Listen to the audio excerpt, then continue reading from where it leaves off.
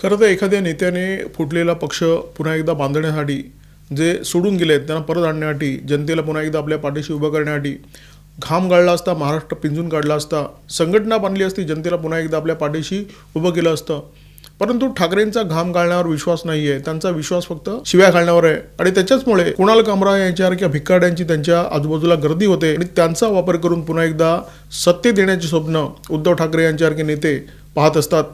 हे जे शिव्या घालण्याचे, दोषारोप करण्याचे आणि सतत टीका करण्याचे जे धंदे ठाकरे यांची सेना गेला काही काळ सातत्याने करते आहे, त्याचा परिणाम सर्वसामान्य जनतेवर काय होतो आहे त्याच्याकडे सुद्धा लक्ष देण्या इतका वेळ या मंडळींकडे नाही आहे.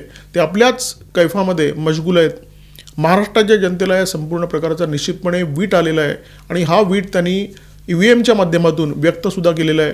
2024च्या निवडणुकांमध्ये ठाकरे यांच्या पक्षाची अवस्था काय झाली लक्षात घ्या.